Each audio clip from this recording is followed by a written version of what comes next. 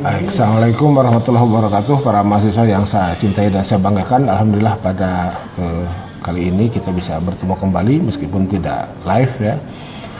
Ada masalah tadi, saya tidak tahu kenapa, padahal 2 hari sebelumnya normal ya. Baik, tema besar yang diberikan kepada saya ini kan bagi-bagi tugas ya, saya dengan Pak Adam itu, saya sampai dengan UTS dan setelah UTS sampai UAS itu bagian Pak Adam.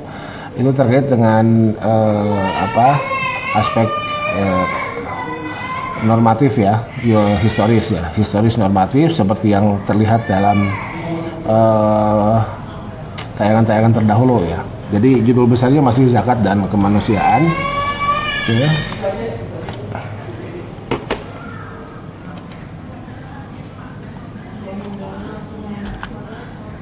Nah, ini adalah poin-poin yang beberapa bahasan sudah kita sampaikan ya. Jadi dimulai dari Arab Qobla Islam ya. Arab Qobla Islam dalam diabadikan kegiatan ekonominya sebagai rihlatas syita'i was-shaif, kemudian Quraisy menjadi sejahtera ya. Tetapi terdapat paradoks ya, seperti yang tempo hari sudah saya sampaikan. Kemudian sejarah terus berlanjut sampai kepada Muhammad bin Abdullah sebagai mudharib ya, masuk ke periode Mekah. Nah, di periode Mekah kemarin kita sudah bahas sedikit terkait dengan istighnayatgo itu, konsep istighnayatgo. Nah, materi hari ini juga masih berangkat dari situ ya. Jadi kita coba tawarkan narasi menghindarkan istighna agar tidak yatgo, kira-kira begitu. Ada beberapa ilustrasi seperti yang saya sudah kirim di bahan PowerPoint ya. Di bahan PowerPoint itu sudah saya kirim beberapa ilustrasi bagaimana konsep istighnayatgo digambarkan dalam bentuk diagram ya. Tuh. Nah, setelah istighnayatgo maka pembahasan masuk ke pembahasan ke konsep akobah, dan akobah itu disimbolkan dengan dua ya, fakur rokobah dan it'am ya. Fakur rokobah adalah membebaskan budak dan it'am adalah menjamin ketersediaan konsumsi ya. Itu dari mana? Dari harta yang disisihkan oleh orang-orang kaya mestinya itu, yang ketika tidak dilakukan pengalokasian harta kekayaan itu, maka siapapun akan terjerumus ke wilayah istighna ini ya. Siapapun akan terjerumus ke wilayah istighna. Ntar saya pakai laser aja ya. Nah, ini siapapun akan terjerumus ke wilayah istighna sehingga yatgo ya itu. Nah, berikutnya kita akan masuk pada konsep hakun ya, lisail wal mahrum itu ya. Jadi wafi amwalihim hakun ya. Ada 2 ayat sebetulnya. Ada hakun lisail wal mahrum, ada yang hakun maklum lisail wal mahrum. Ya, tentu saja narasi fikihnya berwarna-warni ya. Ketika hakun maklum, maka di situ dipastikan atau ada yang berpendapat bahwa maklum di situ adalah zakat ya. Meskipun sebetulnya ketika kita lihat dengan menggunakan pendekatan Maki Madani itu mungkin bukan zakat ya, atau bukan zakat sebagaimana terperanatakan di fase Madaniyah itu. Oke. Intinya adalah berbagi ya. Untuk apa? Untuk ini ya. Intinya adalah akobah ya. Intinya adalah akobah. Sekali lagi saya sampaikan bahwa yang dimaksud dengan akobah adalah jalan, itu kan simbol ya. Simbol majaz ya. Jalan yang terjal, menanjak, sulit didaki, terjal, susah ya. Itu seperti itulah. Pokoknya penggambarannya memang harus bombastis ya. Penggambarannya harus bombastis. Nah, masuk pada periode Madinah. Nah, ini kita akan sampai kepada surat Al-Hasyr ya. Ayat 7 ya. Kayak layakun adulatan bainal agniya itu masuk ke dalam konsep zakat, masuk ke dalam konsep sedekah, masuk ke dalam konsep desentralisasi. Kemarin kan ada yang bertanya ya, ketika itu gimana peran negara ya ketika Nabi diposisikan sebagai kepala negara di Madinah. Nah, prioritasnya adalah desentralisasi. Nah, berikutnya ini periode Abu Bakar, kemudian periode Umar ya. Jadi di periode Abu Bakar yang asalnya desentralisasi karena Abu Bakar sebagai khalifah memandang negara membutuhkan sumber dana untuk perang ya, maka dilakukanlah sentralisasi sebagai bentuk kebijakan alokasi fiskal ya, gitu. Nah dari sini kemudian kita mengetahui bahwa muncul para penentang zakat. Kenapa? Nah ini pendekatannya bisa agak antropohistoris ya, atau histori antropologis itu. Jadi kita kenal masyarakat Arab itu adalah masyarakat yang hidup berdasarkan perjanjian itu ya. Jadi masyarakat yang ada di wilayah di luar, agak keluar dari Madinah itu, dari pusat kota maksud saya ya, jadi pusat pemerintahan. Jadi mohon tidak dibayangkan pusat kota seperti kota zaman sekarang ya, atau Madinah sekarang, jangan seperti itu ya. Itu merasa tidak punya kewajiban karena mereka merasa perjanjian dulu itu dengan Muhammad bin Abdullah itu, dengan Rasul ya, dengan Nabi, dan Muhammad SAW itu ya. Nah Nabi meninggal diganti oleh Abu Bakar, siapa engkau? Pertanyaannya kan begitu, bahwa engkau adalah khalifah, iya, tapi mana perjanjiannya? Nah itu kira-kira seperti itu ya. Itu satu narasi yang bisa kita temukan di beberapa sumber ya, di beberapa sumber. Tentu saja Abu Bakar memiliki pandangan tersendiri sebagaimana diriwayatkan dalam sejumlah hadis ya. Tidak mungkin memisahkan atau mengeluarkan zakat dari rukun Islam ya, dari syahadat, dari sholat ya gitu. Itu tidak mungkin mengeluarkan zakat dari situ, sehingga siapapun yang memisahkan zakat dari unsur-unsur keislaman, keimanan yang lain itu dianggap sebagai orang murtad ya, dihukumi sama dengan orang yang terang-terangan murtad. Nah kemudian masuk pada periode Umar. Nah di periode Umar ini ketika Abu Bakar menjabat khalifah, Umar pernah mengusulkan saran ya, tetapi kemudian tidak diterima oleh Abu Bakar, dan Umar kemudian pada waktu itu menyatakan benarlah apa yang dilakukan oleh Abu Bakar itu ya. Tetapi ketika Umar pada gilirannya menjadi khalifah ya, Abu Bakar wafat digantikan oleh Umar, yang dilakukan pertama kali justru adalah membebaskan para tawanan, para penentang zakat itu ya. Jadi ya itulah ijtihad khalifah ya, itulah ijtihad khalifah. Jadi persoalan publik itu tentu saja kita bisa melihat banyak corak yang bisa kita pelajari bersama untuk kemudian kita bisa adaptasi atau adopsi, diproyeksikan ke kekinian ya, mana yang lebih maslahat dan yang bisa dipandang sebagai instrumen penyelesai masalah ya, kira-kira gitu. Oke. Jadi yang dilakukan oleh Umar bin Khattab adalah membebaskan para tawanan, para penentang zakat pada masa Abu Bakar itu. Oke, saya loncat ke periode Umar bin Abdul Aziz ya. Kenapa? Karena bukan berarti pada masa Utsman dan Ali dan Hasan ya. Jadi mohon diingat al-Khulafa ar-Rasyidin itu ada yang mengatakan 5 ya. Jadi Abu Bakar, Umar, Utsman, Ali, Hasan. Hasan siapa? Hasan bin Ali itu ya. Itu sebelum ke Muawiyah ya. Sebetulnya seperti itu. Itu silakanlah dicari. Oke, kembali ke sini ya. Jadi masuk pada periode Umar bin Abdul Aziz. Nah, di sini kan ada semacam footstep lah ya, atau ya footprint ya. Gitu. Saya tidak tahu istilah yang tepatnya seperti apa. Kenapa? Karena pada masa Umar bin Abdul Aziz ini bukti historis ya, bahwa zakat berhasil menciptakan wilayah zero poverty. Itu. Jadi kalau ada orang yang mencibir hari ini, mana buktinya bahwa zakat pernah mengentaskan kemiskinan? Ya, buktinya ada. Ini catatan-catatan sejarah terkait dengan terkait dengan apa yang dilakukan oleh para khalifah. Itu zakat berhasil membuktikan dirinya sebagai instrumen pengentasan kemiskinan itu. Ya. Jadi akhirnya alokasi dana zakat kemudian dipakai untuk membebaskan hamba sahaya ya pada saat itu. Oke, nah oke lah, pokoknya saudara silakan lacak sumber-sumbernya. Boleh baca disertasi saya ya, boleh baca disertasi saya. Dan kemarin waktu saya sampaikan wilayahnya itu adalah Afrika Utara ya, wilayahnya Afrika Utara. Sumber-sumbernya saya sudah kirim ke grup ya minggu kemarin, itu seperti itu.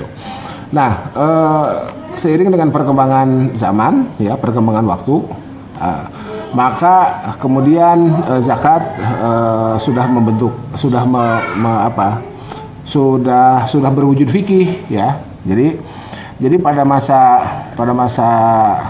Nabi, pada masa sahabat, terus berjalan sampailah menjadi fikih dengan bersumber kepada Al-Quran dan Sunnah tadi ya. Al-Quran, Sunnah, kemudian asar dari para sahabat, maka fikih kemudian, dan itu bersama-sama dengan ilmu-ilmu Islam lainnya ya, bersama-sama dengan ilmu-ilmu Islam lainnya, fikih terbentuk, berkembang ya, seiring dengan perkembangan Islam ke berbagai pelosok itu ya.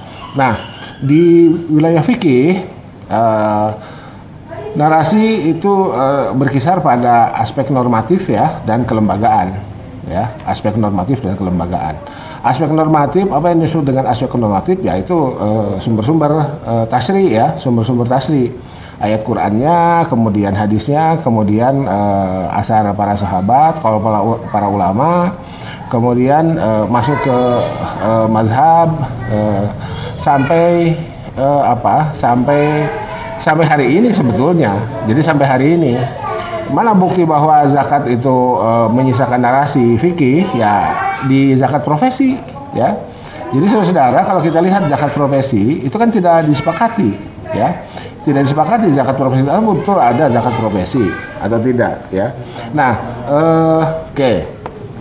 Itu silakan saudara melacak ya, membahas. Barangkali ada yang mau membuat skripsi, menyusun skripsi dari sini terkait dengan zakat profesi ya. Nah, saya bikin buat frasa judul penjelas atau anak judul ya. Frasanya adalah kontroversi fikih dan substansi distribusi pendapatan. Jadi untuk kasus Indonesia, saya tidak perlu menyebut kelompok mana ya. Jadi ada kelompok yang menolak keberadaan zakat profesi, tetapi kelompok itu kemudian mengeluarkan fatwa wajib infak wajib ya. Nah, oleh karena itu, kalau sudut pandangnya di luar sudut pandang fikih, misalkan sudut pandang ekonomi, ini mohon maaf ya karena major saya kan di situ sebetulnya ya. Jadi ada major saya di jadi kalau kepala saya dibelah dua itu kan ada ruang syariah dan ada ruang ekonomi ya. Mohon maaf nih. Jadi nggak soal istilahnya apa, yang penting terjadi distribusi pendapatan ya. Jadi distribusi pendapatan, distribusi kekayaan, dan ini kembali ke ke periode Mekah itu ya. Kalau tidak terjadi distribusi pendapatan, berarti terjadi istighna yang melahirkan yatgo. Kalau tidak terjadi distribusi pendapatan, berarti akobah tidak berhasil dilewati ya, gitu. Kalau tidak terjadi distribusi pendapatan, berarti as-sa'il dan al-mahrum tidak memperoleh haknya. Padahal dalam dua ayat itu jelas disebutkan wa fi amalihim hakun ma'lum lisa'il wal mahrum, atau wa fi amalihim hakun lisa'il wal mahrum itu. Oke. Ya. Nah, ketika ini tidak terjadi, berarti al-hasar juga tidak terjadi. Kenapa? Karena harta itu dulah bainal agniya. Padahal di ayatnya dikatakan la yakuna dulah bainal agniya. Ya, itu seperti itu. Ya, la yakuna dulah bainal agniya. Ini terkait dengan belum masuk ke zakat sebetulnya ya, terkait dengan ghanimah, terkait dengan fae ya. Jadi sebelum ke zakat terjadi ghanimah, terjadi fae ya. Silakan baca lagi peristiwa pengkhianatan Bani Nadir ya. Dari situlah kemudian ada fae ya, dari situlah kemudian ada fae gitu. Oke. Jadi itu. Nah, oleh karena itu, sebelum ke zakat profesi, saya kemudian memunculkan di nomor 9 ini zakat bersama iswaf. Jadi iswaf itu adalah infak, sedekah, wakaf. Nah, saudara, jadi infak, sedekah, zakat itu kan interchangeable ya. Interchangeable itu artinya konsepnya bisa bergantian digunakan untuk tujuan yang sama. Ya. Jadi sehingga ada yang mengatakan Di situ digunakan istilah sedekah. Padahal di situ ditafsirkan zakat wajib. Nanti kita lihat contohnya lah. Itu seperti itu. Oke. Jadi sampai dengan UTS kita sampai di sini ya, sampai dengan UTS. Nanti setelah UTS dilanjutkan oleh Pak Adam, ya, dilanjutkan oleh Pak Adam masuk ke wilayah hukumnya, wilayah hukum peraturan perundang-undangan, ya, wilayah hukum peraturan perundang-undangan. Baik, kita lanjutkan. Oke, nah sekarang kita lihat nih Al-Ma'arij ini ya, Al-Ma'arij 2425. Al-Ma'arij 2425 ini mohon maaf saya bikin agak kecil itu karena saya copy paste dulu ayatnya semua ya. Saya copy paste dulu ayatnya semua. Nah, ini yang saya kasih merah ini, mohon dilihat. Jadi mulai dari sini. Innal insana a'udzubillahi minasyaitonir rajim. Innal insana khuliqa halu'a wa idza massahu syarru jazua wa idza massahu khairu manu'a illal musallin. Nah, dari sini ya. Jadi inilah sifat manusia ya, gerasa gerusu, gelisah, apa orang sudah bilang gedebak-gedebuk lah ya. itu seperti itu ya. Seneng ketika punya duit kan gitu ya. Gelisah ketika tidak punya duit ya. Itu. Nah, illal musallin di sini ya. Orang yang labil itu secara kejiwaan bermasalah itu, jadi kan ini kan dari ayat berapa ini 19, 20, 21 ini menunjukkan bahwa jika kita hanya berpegang kepada wilayah materi, aspek materi, maka jiwa kita itu, jiwa manusia itu, jiwa kita ya itu ya begini, gelisah, gerasa gerusu, gedebak-gedebuk dan lain sebagainya ya. Nah, lanjutannya illal musallin, kecuali orang-orang yang salat ya, alladzina hum ala salatihim daimun. Daimun itu dawam ya, jadi nggak belang betong sholatnya ya. Ingat loh ini masih masih makiyah ya, tapi kan sudah daimun gitu. Nah, lanjutannya ini pakai wawu atap ya. Wawu kalau kita pakai litlaqil jam'i itu kan berarti ini unsur aja ya. Jadi orang yang sholat itu pertama sholatnya daim, yang kedua dia memiliki kesadaran bahwa dalam hartanya itu ada hakun maklum. Ada hakun maklum, ada hak yang sudah diketahui bagi siapa? Hak siapa? As-sa'il ya ini. Hakun maklum lis-sa'il wal mahrum itu, ya. Bagi orang yang meminta, orang yang membutuhkan, kemudian dia minta, dan ada orang yang membutuhkan tapi tidak meminta. Gitu, ya. Lanjutannya wallazina yusaddiquna biyaumiddin. Mereka itu orang-orang yang membenarkan, meyakini, beriman, mengimani adanya hari pembalasan. Oke. Sampai sinilah ya itunya. Oke, sebetulnya sampai sini ya. Sampai sini nih. Pokoknya kalau saudara baca, silakan saudara baca ya lanjutan ayat ini ya, kemudian terjemahannya, kemudian tafsirnya saudara lihat bahwa ini adalah satu kesatuan tema ya. Jadi pakai teori tafsir maudhu'i fi surah itu ya. Jadi kan tafsir maudhu'i itu kan ada yang satu surat ya. Nah, kalau ini bahkan mungkin bukan satu surat ya, ini dalam surat gitu kalau mau dibuat teori baru lah. Kalau mau dibuat satu suratnya kan dari sini gitu ya. Jadi ada orang yang menentang mana azab itu ini kan ayat pertamanya kan begitu ya, salah sa'ilum bi azabi waqi, itu orang menentang gitu ya. Nah, orang yang menentang itu ya ini ya yang tidak tenang hidupnya, tidak stabil ya, tidak stabil hidupnya, resah, gelisah ya, keluh kesah, ini seperti ini itu ya. Jadi kalau mau dibuat tafsir tematiknya oke lah ya, silakan. Oke, lanjut. Nah, ini saya sengaja kasih highlight ya. Jadi bukan berarti yang lain tidak dikasih highlight, itu kan konteksnya kita sedang membicarakan zakat ya. Walladzina fi amwalihim hakun ma'lum lis-sa'il wal mahrum, itu ini adalah bentuk kesadaran dalam diri orang yang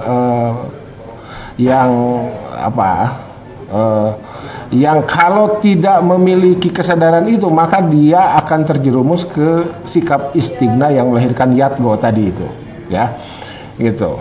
Oke. Sekarang kita lihat ya, ini animasinya. Mudah-mudahan bisa difahami lah ya. Oke. Jadi kalau walladzina fi amwalihim, kalau berhenti di sini, anggap saja animasinya ini visualisasinya seperti ini belum berbagi berarti kan harta kita, harta seseorang itu masih 100% dikuasainya. Itu, dan itulah yang diistilahkan dalam surat Al-Alaq ayat 6 dan 7 itu dengan istigna yatgo itu ya, yang ditayangkan sebelumnya kan istigna dulu baru yatgo. Biasalah takdim takhir itu kan itu lahul maqasid ya. Jadi hati-hati yatgo jika istigna gitu. Yatgo itu kan fi'il mudhari ya, fi'il madinya kan togo ya. Siapa yang togo? Firaun. Ya, jadi orang yang tidak keluarkan zakat itu, tidak berbagi itu ya mirip-mirip Firaun lah, mirip-mirip Firaun, mirip-mirip Qarun ya. Lihat dalam Al-Qasas itu ya, lihat dalam Al-Qasas, innahu ala ilmin indi, kata Qarun itu. Ngapain juga harus berbagi ya? Ini kan dapat ilmu saya bisa kaya ini karena ilmu saya kan pinter kan gitu, pinter bisnis ya, menguasai, dan konon ini Israeliat ya, mohon maaf, Qarun itu hafiz apa kitab yang turun ke Nabi Musa itu apa? Taurat ya, hafiz Taurat itu ya, dan dia berharap sebetulnya dia yang menjadi rasul, bukan Musa.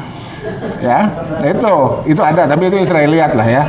Jadi pesan moralnya, jadi kalau Israeliat itu tidak harus dipercaya, juga tidak harus ditolak. Tapi ada pesan yang bisa kita pelajari ya, itu seperti itu. Jadi pesannya itu tadi ya. Jadi ketika innahu ala ilmin indi, kita hubungkan dengan al-alaq tadi ya.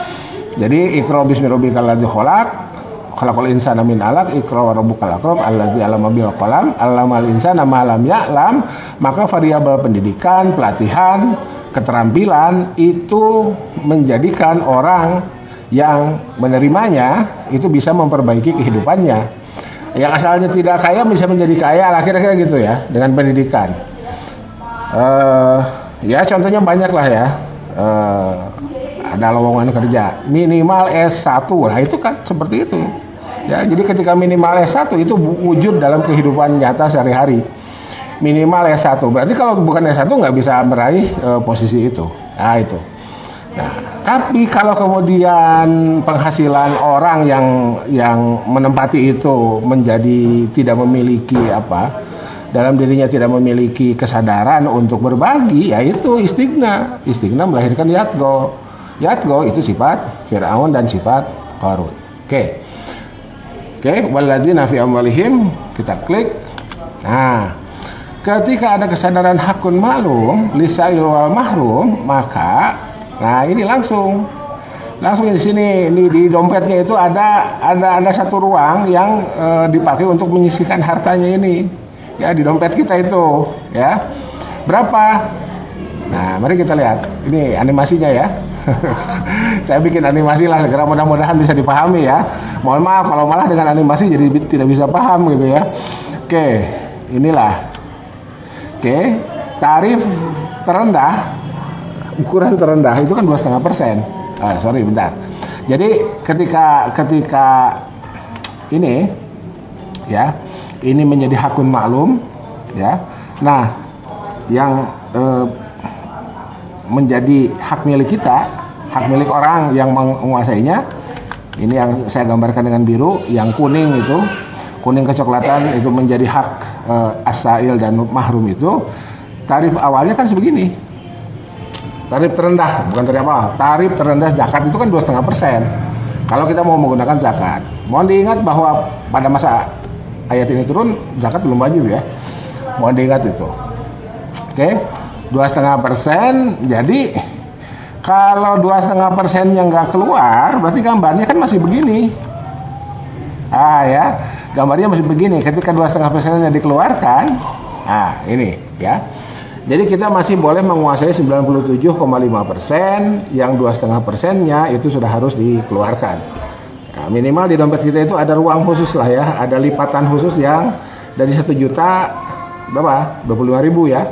Dari 1 juta 25.000, dari 100 juta 2,5 juta kan gitu ya.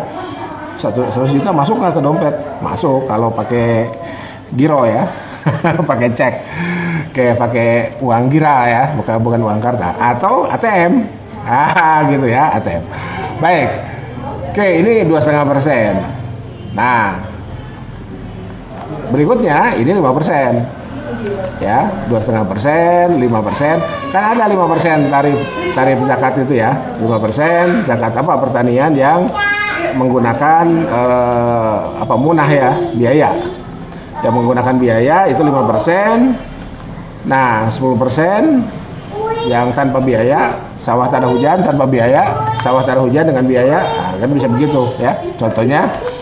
Jadi kalau 5% berarti bagian pemilik itu 95%. Kalau 2,5% bagian pemilik itu 97,5. Kalau 10% berarti 90. Ya, ini geser-geser aja angkanya. Ya, angkanya geser-geser. Kalau 20%, apa yang 20%? Tambang ya. Itu. Kalau 25% apa? Itu ukuran wasiat yang dari Ibnu Abbas ya. Ukuran wasiat yang dari Ibnu Abbas atau humus. Ya, humus itu. Ya. Jadi ada humus itu. Jadi ternyata ada humus. Nah, mungkin humus di Sunni tidak terlalu dikenal ya, tidak terlalu dikenal. Tapi kalau mohon maaf ini ya, di Syiah itu humus itu menjadi sesuatu yang dinarasikan begitu banyak, begitu panjang lebar dalam kitab-kitab fikihnya. Oke. Nah, ini yang 33,33 itu adalah as-sulus ya. Was-sulus kasir yang kata Ibnu Abbas itu was-sulus kasir itu. Berarti sisanya adalah 66,67. Nah, boleh nggak dikasihkan semuanya? Nah, oleh Nabi dilarang. Ya, oleh Nabi dilarang. Itulah was-sulus kasir itu ya. Sehingga kata Ibnu Abbas kalau gitu 25% aja ya. Baik. Nah, ini kita lihat ayatnya lah ya. Nah, ini wa fi amwalihim hakun lisa'il wal mahrum ini Az-Zariyat sebagai tafsir muqarron. Di sini kan hakun maklum lisa'il wal mahrum. Di sininya nggak pakai maklum ya. Di Al-Ma'arij di Al-Ma'arij pakai maklum, di Az-Zariyat tidak pakai maklum. Nah, berdasarkan pendekatan tafsir muqarron, maka yang pakai maklum bisa dipakai untuk menjelaskan ayat yang tidak pakai maklum ini. Jadi Az-Zariyat dijelaskan oleh Al-Ma'arij ya. Itu. Az-Zariyat dijelaskan oleh Al-Ma'arij. Ya, narasinya bisa dibuat lah ya. Narasi tafsirnya bisa dibuat, narasi fikihnya bisa dibuat, sampai kemudian nanti kalau saudara bisa mohon maaf. Kalau saudara bisa ada kesempatan untuk melihat tafsirnya, itu dihubungkan dengan dua hadis. Hadisnya juga masuk dalam kategori mukhtalaful hadis ya. Kenapa? Karena yang satu ke utara, yang satu ke selatan. Jadi inna fil ma la haqqan siwa zakah. Jadi sesungguhnya dalam harta itu ada hak lain di luar zakat. Tapi redaksi yang satunya lagi, laisa fil ma haqqun siwa zakah. Ya, laisa fil ma haqqun siwa zakah berarti yang wajib itu hanya zakat, selebihnya sedekah. Ya, atau ya saya menyebutnya religious expenditure, tetapi tidak wajib karena yang wajib itu zakat. Ya, tergantung juga kita akan menggunakan hadis yang mana. Ya, apakah kita akan menggunakan hadis inna fil ma la haqqan siwa zakah, sesungguhnya dalam harta itu ada hak, itu pakai lam taukid ya. Udah pakai inna, udah pakai lam taukid, ada hak. Jadi ada hak berarti ada kewajiban ya. Di luar zakat, sementara hadis yang lain disebutkan dalam hadis lain disebutkan laisa fil ma haqqun siwa zakah. Hanya zakatlah hak orang lain itu. Hanya dalam bentuk zakatlah. Oke. Nah itu, jadi nanti, yang begitu-begitu itu, saudara bisa menggunakan kaidah usul fikih ya, kaidah usul fikih, kaidah fikih ya, hukmul hakim yarfa'ul khilaf atau hukmul qadi yarfa'ul khilaf, itu saudara bisa gunakan itu. Jadi kalau begitu mana ini ada nggak itu, bikinlah peraturan perundang-undangan, gunakanlah legal drafting, gunakanlah teori istinbat ya, istinbatul ahkamnya, kemudian tatbik. Ya, taknin menjadi peraturan perundang-undangan dalam konteks negara bangsa ya. Ketika sudah menjadi peraturan perundang-undangan, sifatnya mengikat seluruh warga negara. Oke. Ini apa ya? Ini ilustrasi tafsir lah ya, ilustrasi tafsir. Jadi di sini kan tadi saya katakan musallin ya. Nah, kalau kita mau baca dari sini ya scale lah ya. Nah, ini yang jadi highlightnya yang merah ini. Nah, jadi di sini di mohon maaf. Ulaika fi jannatin mukramun ya. Ulaika fi jannatin mukramun. Nah, ini di Al-Ma'arij seperti ini di ayat berapa ini 35-nya. Di Az-Zariyat itu sebelum membicarakan wa fi amwalihim haqqun lisa'il wal mahrum itu di sini muncul jannah. Jadi kalau di Al-Ma'arij jannahnya itu adalah di akhir ya, bukan di akhir. Ditempatkan setelah menyebutkan waladzina fi amwalihim haqqun ma'lum. Di Az-Zariyat justru sebelum ya. Jadi ini mungkin sebagai reward ya. Ini sebagai reward, kalau ini sebagai motivasi ya. Jadi surga disimpan di sebelum. Itu sebagai motivasi.